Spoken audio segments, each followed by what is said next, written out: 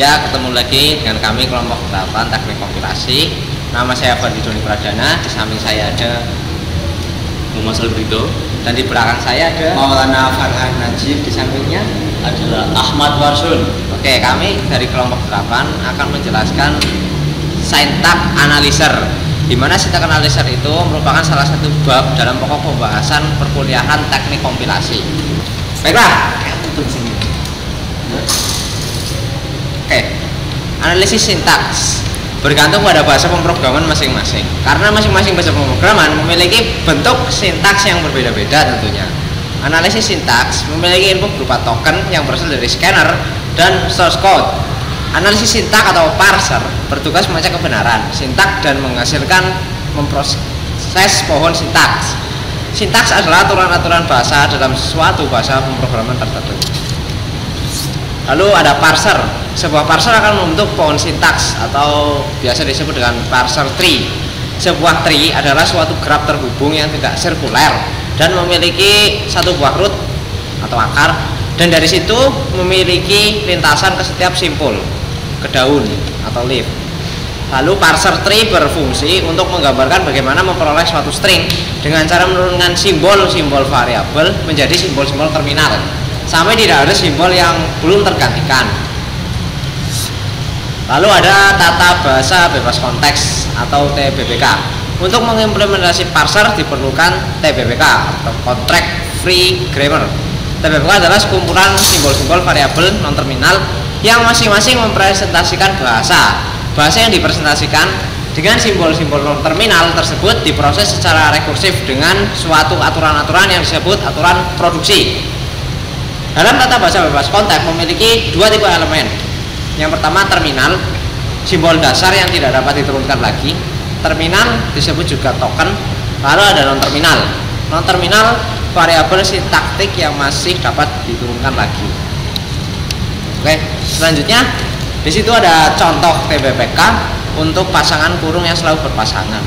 Misalkan itu ada S menghasilkan R menghasilkan kurung Kurawa, terus R menghasilkan dalam kurung R menghasilkan RR. Lalu ada contoh tata bahasa bebas konteks untuk palindrom. Ada S menghasilkan R menghasilkan kurung Kurawa atau A atau B. Lalu R menghasilkan A kecil, R besar, A kecil, atau B kecil, R besar, B kecil. Lalu ada contoh TBBK lain, itu S menghasilkan A besar, B besar, A nya itu menghasilkan A kecil, A besar atau A. Lalu ada B menghasilkan B kecil, B besar atau B. Oke, ada contoh TBBK S, di mana S menghasilkan AS, lalu S menghasilkan B kecil, T besar, lalu T besar menghasilkan A. Maka misalkan untuk string AABA, maka TBBK di atas dapat diturunkan menjadi S menghasilkan AS, lalu itu S nya itu diubah menjadi AAS, lalu S nya menjadi AAB T besar, lalu terakhir menjadi AABA. Oke, bisa dilihat di gambarnya itu ada sebuah pohon. Dari awalnya itu ada S, di mana S itu menghasilkan A dan S. Lalu di S itu diturunkan lagi menjadi AS lagi. Dan di S tersebut juga diturunkan lagi menjadi B kecil, T besar. Lalu T besar itu diturunkan menjadi A. Itu bisa dilihat di gambar. Lalu artinya string AABA itu cocok dan diterima oleh TBBK di atas. Jadi itu string AABA maksud saya itu cocok dan diterima oleh TBBK di atas. Lalu misalkan untuk string ABA dan terdapat aturan produksi sebagai berikut. S itu menghasilkan AS, lalu S itu diubah menjadi ABT, lalu S itu diubah lagi menjadi ABA. Dan itu ada gambarnya, ada penjelasannya itu di samping kanan ada parser tree-nya, di mana S itu menghasilkan AS, lalu S nya tersebut itu diubah menjadi B kecil T besar, lalu T besarnya itu diubah menjadi A. Lalu selanjutnya tentang konteks free grammar dan parsing akan dilanjutkan oleh rekan saya Maulana Farkan Najib. Selanjutnya adalah konteks free grammar dan parsing. Bentuk umum produksi CFG adalah alfa, beta, alfa adalah anggota VN, beta adalah anggota VN, dan PT. Analisis sintaks, penelusuran sebuah kalimat atau sentensial sampai pada simbol awal grammar. Analisis sintaks dapat dilakukan melalui derivasi atau parsing.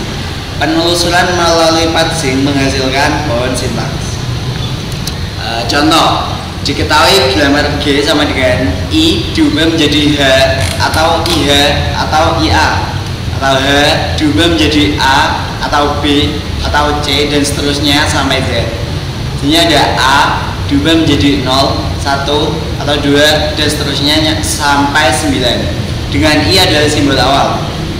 Selanjutnya berikut ini adalah kedua cara analisa sintaks untuk kalimat X23B. Cara yang pertama yaitu derivasi. I sama dengan IH diubah I menjadi IA sehingga menghasilkan IAH. Selanjutnya I diubah lagi menjadi IA sehingga menghasilkan IAAH. Selanjutnya diubah lagi I diubah menjadi H sehingga menghasilkan HAAH. Selanjutnya diubah lagi H diubah menjadi X menjadi XAAH. Selanjutnya huruf A diubah menjadi angka 2 menjadi X2AH. Selanjutnya diubah lagi huruf A diubah menjadi angka 3 menjadi X23H, dan terakhir huruf H diubah menjadi B menghasilkan X23B. Selanjutnya cara kedua yaitu cara parsing. I diturunkan menjadi I dan H, di mana tadi huruf I itu bisa diubah menjadi IH. Selanjutnya I diubah menjadi IA, dan karena tadi I bisa diubah menjadi IH, dan huruf H diturunkan menjadi B karena H bisa diturunkan menjadi huruf B. Selanjutnya huruf A diturunkan menjadi angka 3 karena A bisa diturunkan menjadi 0, 1, 2 dan seterusnya sampai 9. Selanjutnya huruf I diturunkan menjadi IA karena I bisa diturunkan menjadi IA, dan huruf I selanjutnya diubah menjadi huruf H karena I bisa diturunkan menjadi huruf H, dan diturunkan lagi H menjadi huruf X karena H bisa diturunkan menjadi huruf X. Sedangkan huruf A diturunkan menjadi angka 2 karena A bisa diturunkan menjadi angka 0, 1, 2 dan seterusnya sampai 9.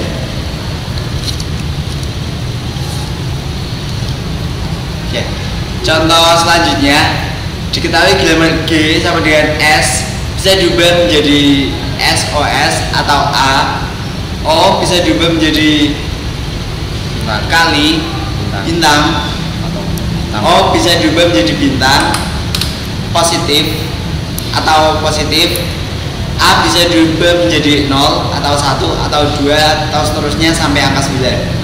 Selanjutnya kalimat 2 kali bintang kali 3 tambah 7 mempunyai dua pohon sintaks berikut. S diturunkan menjadi SOS, di mana tadi diketahui bahwa S bisa diubah menjadi SOS. Selanjutnya S yang pertama diturunkan menjadi A karena tadi S bisa diturunkan menjadi A juga, dan A diturunkan lagi menjadi 2 karena tadi di atas diketahui bahwa A bisa diubah menjadi angka 2. Selanjutnya huruf O diubah menjadi simbol perkalian karena tadi dijelaskan bahwa O bisa diubah menjadi simbol perkalian atau positif.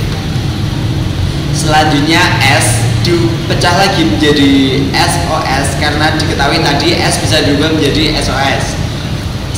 selanjutnya S diubah seperti langkah yang sebelumnya menjadi A, dan A diubah menjadi 3. Selanjutnya O diturunkan menjadi tanda positif atau plus. Selanjutnya S diturunkan menjadi huruf A, dan selanjutnya huruf A diturunkan menjadi angka 7. Pohon selanjutnya yaitu masih sama seperti sebelumnya, S diturunkan menjadi SOS, dengan S yang pertama diturunkan lagi menjadi SOS, karena tadi di awal S bisa diubah menjadi SOS atau A. Selanjutnya S diturunkan menjadi huruf A, dan A diturunkan menjadi angka 2, karena tadi A itu bisa diturunkan menjadi angka 0 atau 1 atau seterusnya sampai angka 9.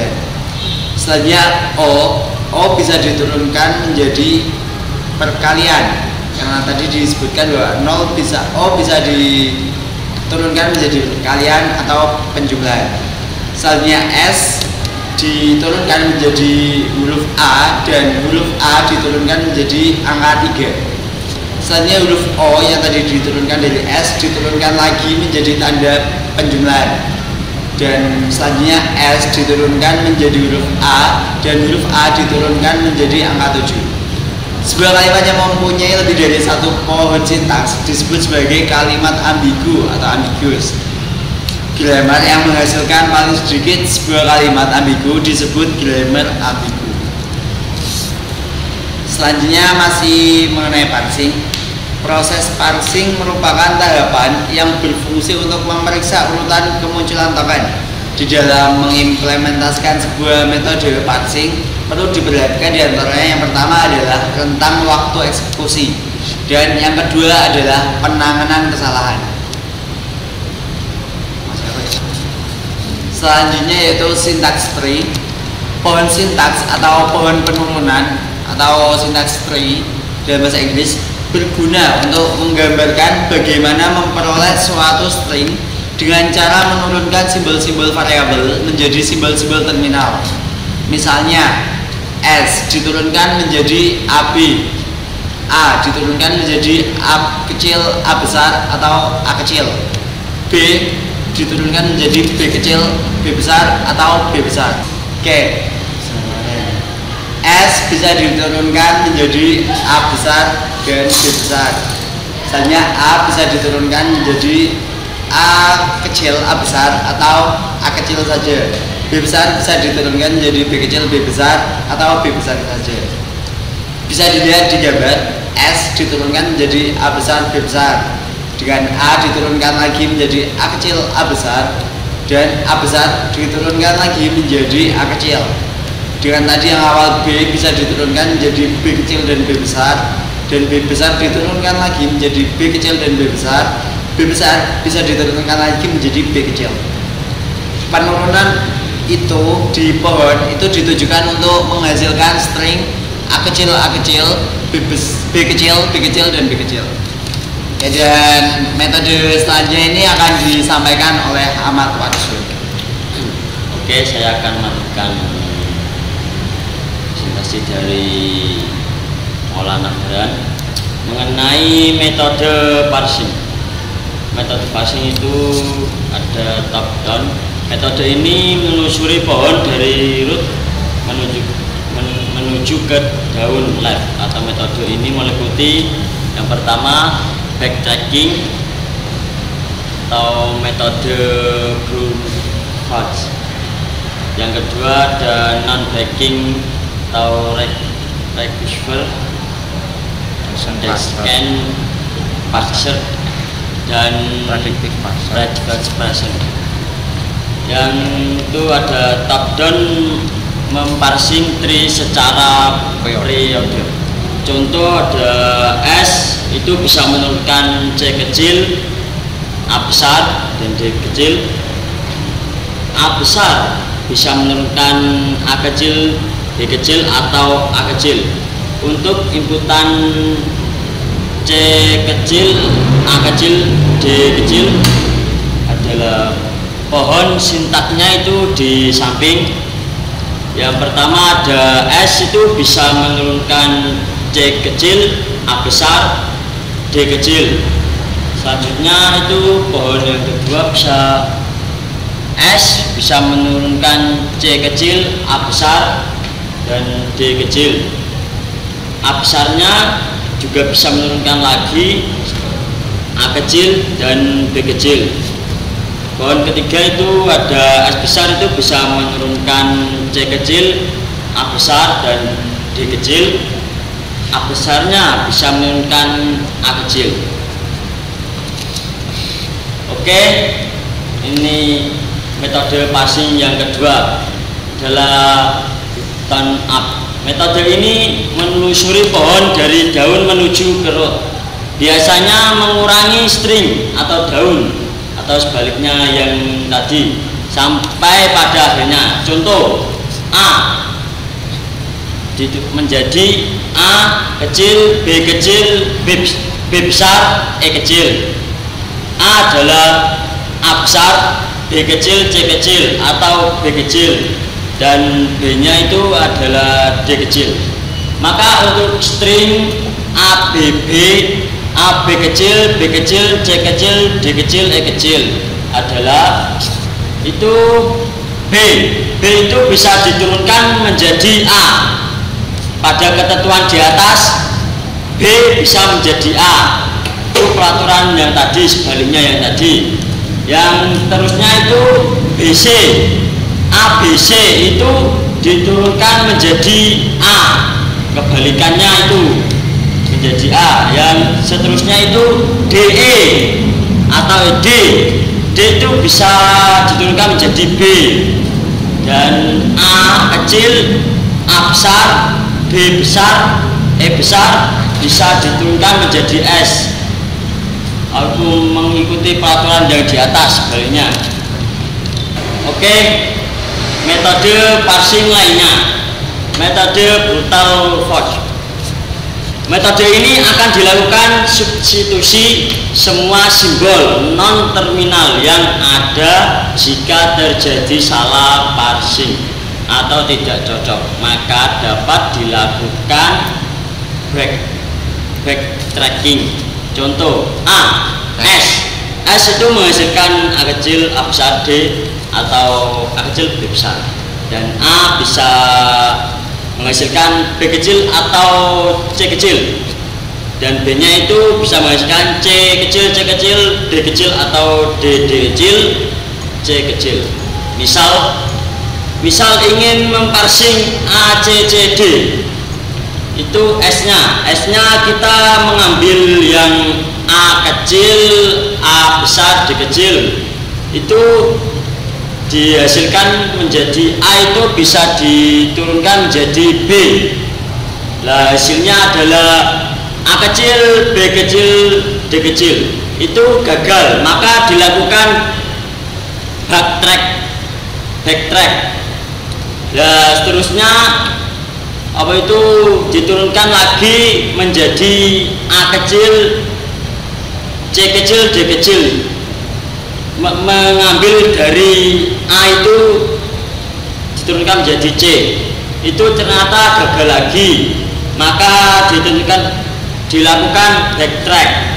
Selanjutnya kita mengambil S, itu mengambil hasil A kecil, B besar.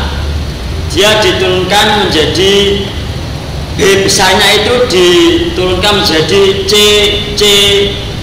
kecil, D kecil. Maka jadi A kecil, C kecil, C kecil, D kecil. Maka berhasil menjadi A, C kecil, C kecil, D kecil. Metode passing lainnya, kelemahan brutal force. Yang pertama adalah mencoba semua aturan produksi sehingga akan menjadi lambat. Seterusnya sulit melakukan backtracking dan pemulihan kesalahan. Memakan banyak memori karena perlu mencatat lokasi backtrack.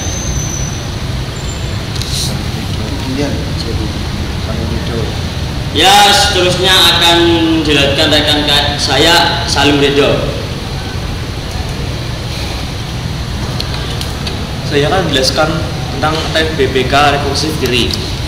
TBBK atau tata bahasa bebas konteks yang memiliki simbol non-terminal di ruas kanan dan dari simbol non-terminal yang ada di ruas kiri. Simbol non-terminal itu terletak di ruas kanan terdepan. TBBK ini juga memiliki kemungkinan aturan produksi lain yang berupa simbol terminal. Contohnya, S menghasilkan S besar dan D. Lalu A besar menghasilkan A besar, A kecil, dan D. Menyebabkan pohon tumbuh ke kiri. Contohnya seperti ini. Di awal terdapat sumber S, lalu menurunkan A kecil, A besar, dan C kecil. Lalu A besar menurunkan lagi A besar dan B kecil. Selanjutnya A besar menurunkan lagi A besar dan B kecil. Menghilangkan rekursif query. Pisahkan aturan produksi yang rekursif query dengan yang tidak. Yang rekursif query yaitu A menghasilkan A besar, A kecil 1, atau A besar, A kecil 2, atau A besar, A kecil 3, dan seterusnya. Yang tidak rekursif query termasuk produksi epsilon. A besar menghasilkan B1 atau B2 atau B3 dan seterusnya. Kita bisa tentukan A1, A2, A3 dan seterusnya, dan B1, B2, B3 dan seterusnya. Lakukan penggantian aturan produksi yang rekursif query menjadi A besar menghasilkan B1Z besar atau B2Z besar atau B3Z besar dan seterusnya. Z besar menghasilkan A1 atau A2 atau A3 atau dan seterusnya. Z besar juga dapat menghasilkan A1Z atau A2Z atau A3Z dan seterusnya. Penggantian itu dilakukan untuk setiap aturan produksi dengan simbol di ruas kiri yang sama. Bisa muncul simbol variabel baru Z1, Z2, Z3, dan seterusnya sesuai dengan banyaknya variabel yang menghasilkan produksi yang rekursif query. Hasil akhir berupa aturan produksi pengganti ditambah dengan aturan produksi semula yang tidak rekursif query. Contohnya, S besar menghasilkan S besar A, B, atau A S besar C, atau DD, atau FF, atau S besar BD. Aturan produksi yang rekursif query. S besar menghasilkan S AB, atau S besar BD. Kita simbolkan A1 sama dengan AB dan A2 sama dengan BD. Aturan produksi yang tidak rekursif query. S besar menghasilkan A, S besar C, atau DD, atau FF. Maka disimbolkan B1 sama dengan A, S besar C, B2 sama dengan DD, dan B3 sama dengan FF. Lalu lakukan penggantian rekursif dari kiri S besar menjadi S besar AB atau S besar BD menjadi S menjadi A, S besar C, Z1 atau DD Z1 atau FF Z1. Z besar 1 menghasilkan AB atau BD. Z besar 1 menghasilkan AB Z besar 1 atau BD Z besar 1. Hasil akhirnya adalah S besar menghasilkan A, S besar C atau DD atau FF. S besar menghasilkan A, S besar C, Z besar 1 atau DD Z1 atau FF Z1. Z1 menghasilkan AB atau BD. Z1 menghasilkan AB Z besar 1 atau BD Z besar 1. TBBK rekursif kanan.